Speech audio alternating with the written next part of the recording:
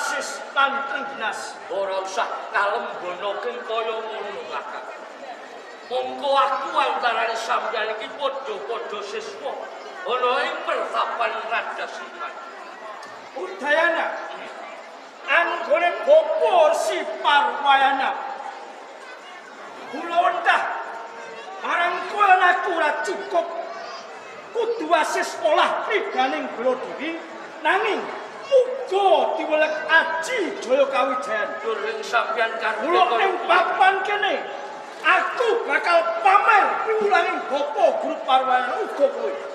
Ento pancen karepe Kakang Maju Tantra kaya ngono ayo aku tak kepen ngerti sepiro anggonmu ngecake Aji Jaya Kawijayan. Apa sekirane wis sampurna, Kak? Yen kaya ngono sawangan Udayana.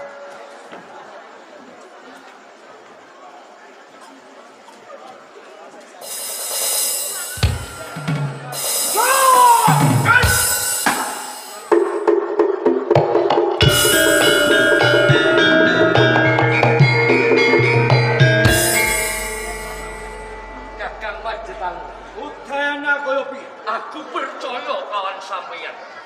Atas wit kang gedhe kae sampeyan tamani Aji Jaya Kawijayan. Wit kae bisa ajur saknalika. Mendah ngopo kalamun kae umpama menungso, Kakang. Nanging ora cukup sampeyan dhewe sing duweni Aji Jaya Kawijayan. Semono aku kawelet Aji Jaya Kawijayan ngersani Bapa Guru Si Parwayana. Aja mung tiba ing pocapan buktekke ora ing papan kene Udayana. Sawangen kae. Wit kae bakal tak tamani Aji Jaya Kawijayan.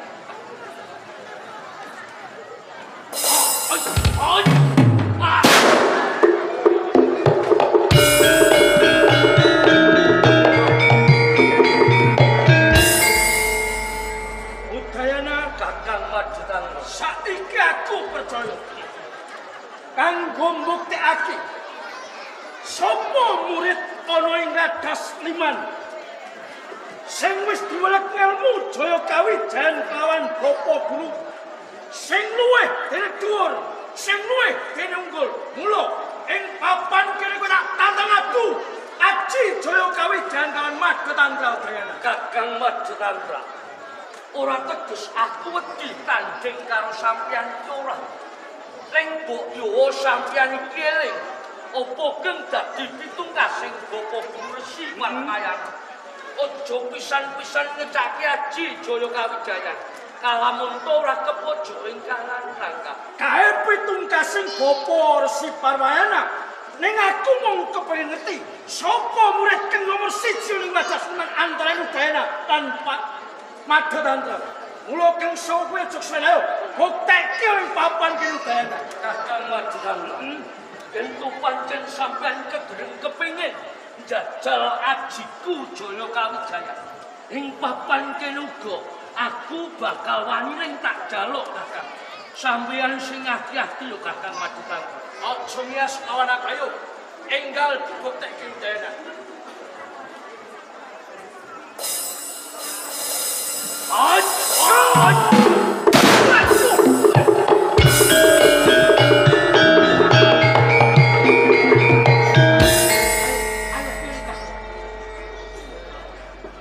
Sampai nak wis tak kandhani kok. Maju Tantra Udayana. Cai Guru tenan. Lagi podo ngopo nggih? Katemben kula blajen kalian Kakang Maju Tantra. Leres kula Raden Aji Jaya Kawijayan. Ning kula kalah, kula ketumplek, kula keok Nyai. Udayana, Cai Guru. migat kanggo sliramu. Gladi murid isor wit kang gedhe kae. Oh ngaten. Pangestunipun Nyai.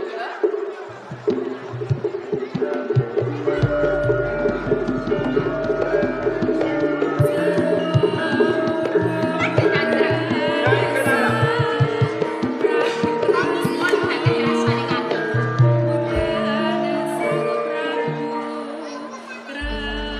Munggonipun perkara menapa? Genah wae cetha. Ing antarane kowe lan Udayana. Gone dadi murid Resi Parwayana kuwi wis baji, adu kasekten kok pesen kalah Made Tantra. Pancen kula piyambak ugi gumun. Anggenipun ngangsu kawruh menika langkung lumiyan kula ketimbang Udayana. Ing nalikane kula adu Aji Jaya Kawijayan kula kalah, kula ketumplek Nyai Kenara. Made Tantra. Awuh. Kono kuwi jeneng nyetha welo-welo. Kalamun kok guru Mursi Parwayana, guru sing ora adil, guru Bang Sinde Bang Siladane ngantarane siji lan sijine murid. Bapa Parwayana menika Mbang Cinde Mbang Sladan. Iso. Sing timbang Cinde sinten? Udayana, Sing timbang Sladan sinten? apa ya Made Tantra? Paribasane sisih gelas. Nggih. Gelas sisih diseni kebak, sing sisih mung separo. Sing diseni kebak menika sinten? Udayana, Sing diseni separo sinten? apa? Layak kula koplak. Made Tantra. Awuh. Umpamane aku dadi kowe lho, Ger.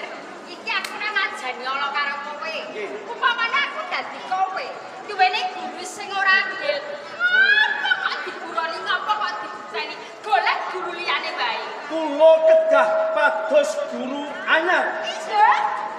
Saking rumaos kula wonten ing Padepokan Radas Iman, Ya. menika boten wonten guru ingkang anglangkungi Bapa Parwayana. Oh, kowe maturken kaya ngono mergo kowe durung ngerti satenane sapa guru sing luwih ampuh katimbang Parwayana. Menawi wonten lajeng sinten? Nyai Kenara. Made Tantra, rasa gadah golek guru. Aku dhewe saged dadi gurumu. Nyai Kenara piyambak. Apa kok guyu Made Tantra? Nyai Kenara, Heeh. panjenengan menika satunggalipun pawestri.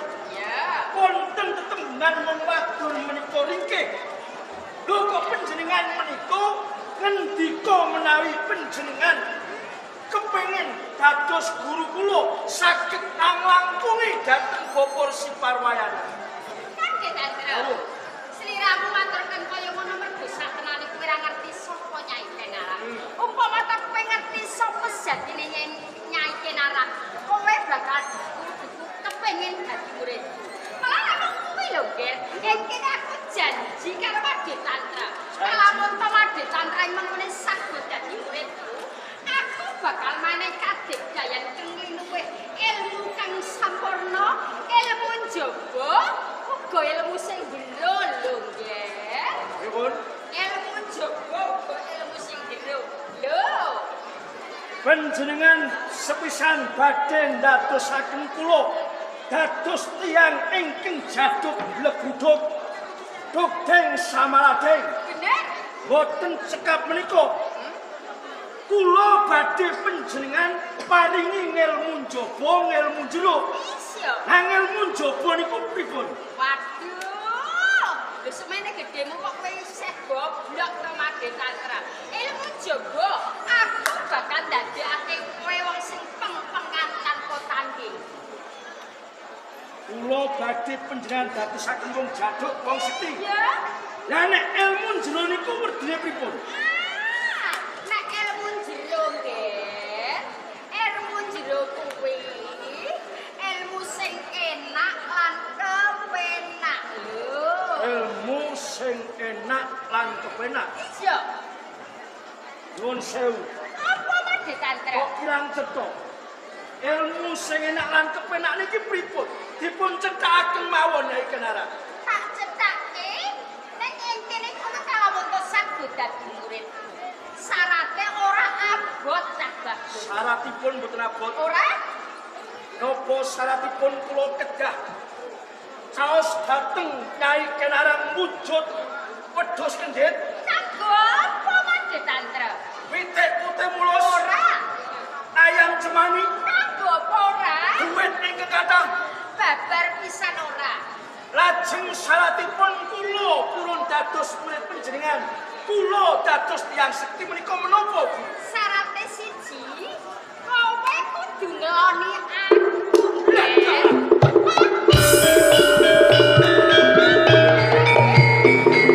Apa kok kaget Made Tantra?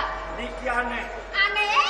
Niki aneh Nyai Kenarang. Aneh piye? Lumrahe wong kepengin dadi wong sing sekti utawa wong sekolah niku kanthi prabaya. Gitu. Iya. Upami kula meguru, syaratnya kula dadi wong jaduk kudune wedhus kendhit. Ayam putih mulus. Lho niki syaratnya kok kudu diteloni. Lah ya ora malah penak kowe to. Wis to, golekne jagat kendi wae. Kowe golek guru sing kaya aku mane ora karuan, duwene apa nyanyi-nyanyi duwene kena kabeh ora ana ya ngger mula. Rasa kakean dipikir. Sago sumago madeni aku. Kemangkone kowe bakal dadi wong sing jaduk pengpengan. Nyai Kenarang. Piye? Kula badhe nyuwun pirsa. Nyenengi bojone liyan utawi nyenengi bojone wong niki dosa napa mboten? Piye, Ger? Nyenengi bojone wong niki dosa napa mboten? Mangke Tantra, kowe kan goblok ya cah bagus. Urip ning donya iki sing dibutuhake urip seneng, enak, kepenak. Apa kok gagas dosa? Dosa ki nek konangan seneng bojone wong dikepuri lara. Ha nek ora konangan seneng bojone wong enake ora karuan. Dosa niku nek konangan, Dosa nek konangan. nek ora konangan enake ra karuan. Tanduk meneh ora iso. Apa saestu niki? Tenan aku ora ngapusi. Lah ngaten kula kulon. Sago? Sago. Waduh. Lah iki lho Mardi Tantra, iki gite ngatiku. Biyen aku dadi bojone Resi Parwayana nganti saiki. Lho, kakis basin rasane ngatiku. Sebab lho kok kangen ladeni wong tuwa ora karo apa-apa. Lho kaya ngono kuwi lho rasaku isine gronjalan ora karuan lho Mardi Tantra. Mergo bojone sampean iki wis tuwa, nek iso sampean golek sing luwih enom. Lah, Ning nek umpama niki kelakon kok kedenganan kalih Bapak Resi Parwayana, lajeng sing tanggung jawab sinten? Mardi Tantra, aja kuwatir. Kalau montek mengkono kadengan karo Resi Parwayana, sakmu kowe bakal tak dodo aku tanggung jawab. Mardi Tantra, ing kene sliramu saguh. Lelaki marang aku cecok kowe saguh dadi murid. Nanging Mardi Tantra, ing kene kowe bakal dadi wong sing jaduk tanpa tanding.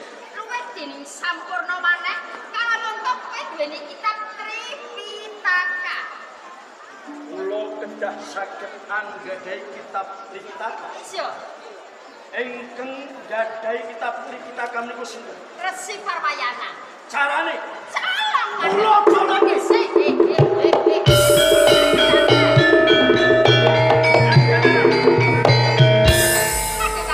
Panjenengan iki jane pripun? Ampun bebingung kalih kula. Kula niku iso dadi wong jaduk, kula iso dadi wong sekti. Syaratnya kula kudu duweni kitab Tripitaka. Lho kitab Tripitaka jeng kula colong sampean candhek iki pripun? Mardi Tantra. Oh. Kowe kan goblok aja cublok, nggih. Durung bae kelakon kowe nyolong anane kitab Tripitaka. Mengko nek nganti kedengangan bojoku Resi Parwayana, cilaka wurung ning tengah dalan. Lho, dipikir Mardi Tantra. Nyai Kenarang. Nek dede kula sing nyolong kitab Tripitaka, ajeng sinten ingkang nyolong? Aku dhewe sing Nyai Kenarang dhewe. Waduh.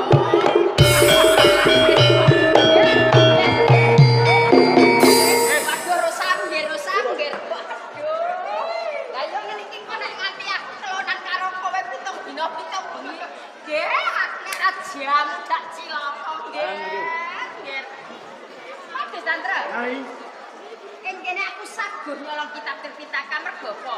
Nek nganti mengkone kadengangan Resi Parwayana ora bakal ngawistarani. ngoten. Lah, aku ora bakal singkar janji. Tak buktekke aku arep nyolong anane kitab Tripitaka.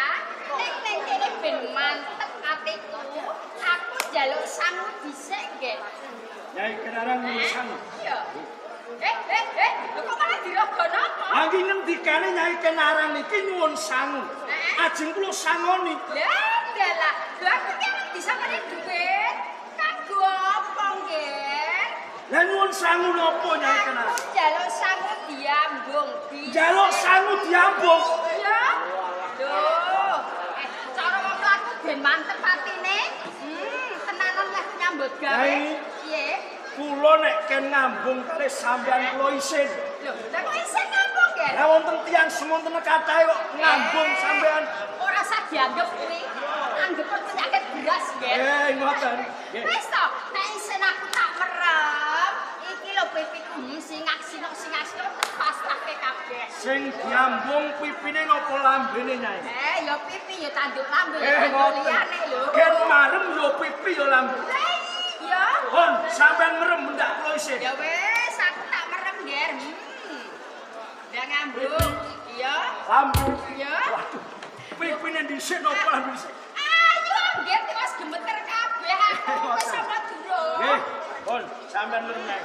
Lah wis. Walah segere. Kok kering-kering iki mau apa nggih? Kening bengose kula. Waduh, rasane ganjios tenan mantep. Tak tindakke aku nyolong kita kabeh.